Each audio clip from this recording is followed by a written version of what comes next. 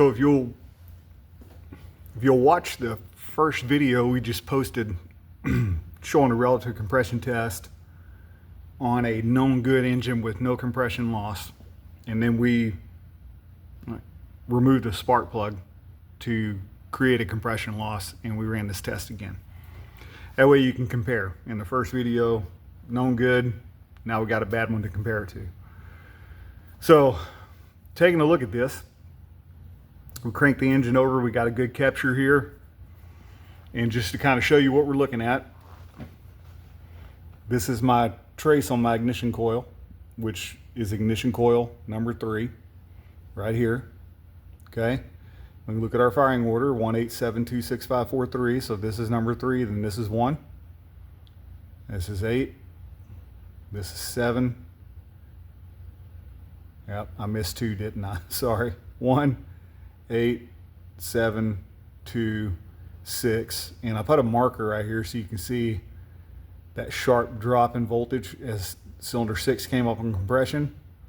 Well, what's our next cylinder in line here? Looking at our firing order, it's number 5.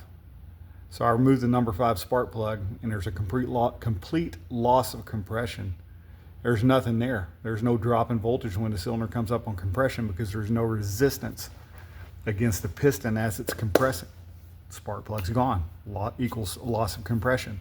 So you can see there's a drastic difference here where cylinder 5 was supposed to fire versus cylinder 6 here. So you can see it in comparison, and even look at cylinder 4 right here next to it. Of course, then we go to 3 where our trace is for our ignition coil, and the process starts all over. So scopes are really cool. I mean, I can see I've got a loss of compression. I can set the scope up and run this test in under 10 minutes. Where if I'm gonna do a full compression test, remove all 8 spark plugs and get a traditional compression gauge out and do a compression test, that's gonna take me a while, especially on this car, because some of these spark plugs are not real easy to get to. So, you know, let's say this was a real world scenario and I had a compression loss on cylinder 5. Well, now I already know it's cylinder 5. I know I have a compression loss, so I'm going to remove my valve cover to start, because that is pretty easy to remove on this car. And, you know, have somebody crank the engine over for me and get a good look and see what my valve train's doing. And then we'll, you know, dig in deeper from there if we have to. But real quick and easy test to do, not hard to do at all. Now, to the GM guys out there, your dealerships have a picoscope, or they're supposed to. I know sometimes those things go missing, but this is the newest version of the picoscope right here. The actual GM branded version, but it's made by Pico Auto. I would highly encourage you, in the GM dealer world, whenever you download the picoscope software, it downloads a very specific version of software that is developed by Pico Auto for General Motors to General Motors specifications. And it's good software. I've got nothing bad to say about it. I've used it for years. We had picoscopes in the dealerships in 2013. That's how long I've been using it. Downside is this. The picoscope has a lot more functionality than GM allows us to have.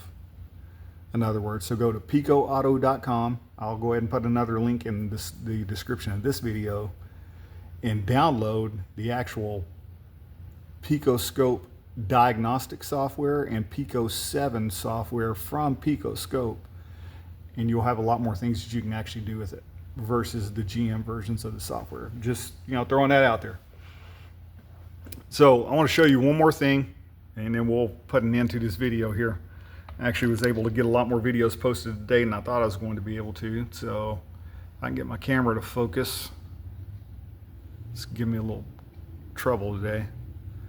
All right, so I'm going to open up my channel menu for channel A, which channel A is the blue trace, right? Blue, purple, whatever color that is. Okay, DSP, right here. This is my filtering. You can see I've got it turned on to active, and I got my filter set to 1 kilohertz. I can filter this. They give me a lot of flexibility on how fine I can filter this. As my filter frequency increases, my trace gets a lot trashier, right? I had it on 1 kilohertz. I bumped it up to 4. Now I got it back down to 1. You see how my trace is cleaning up? We can bring it down and get that resolution down to however much it will let me resolve it, put it that way. But sometimes when you're pulling a trace on something with an oscilloscope, there's a lot of noise in that signal. Now I'm just going across battery positive and battery negative here and measuring voltage, so there's going to be a lot of trash in that signal. That's why the filters are important. Now if I turn it off completely, let's take a look at that. I can't do anything with that. That's pure garbage. So active, and we'll just set it back where we had it to 1 kilohertz. That's where I like it. But again, this is why it's important to play with your scope and just kind of get a feel for how it works. I mean, we can go into channel B here. Same thing. I've got a filter on this ignition coil trace that you're looking at right here. Let's turn it off, see what happens. It's not terrible, but there is some trash in it. So I'd probably want to go ahead and just clean it back up and filter it.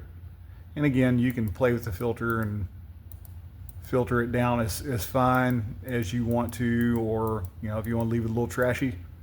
You just need to make sure that you can read it and that you know what you're reading, so you don't get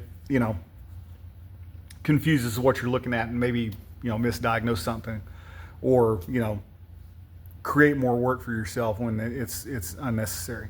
So I hope this helps out. I hope this explains a little bit about this relative compression test and picoscope usage.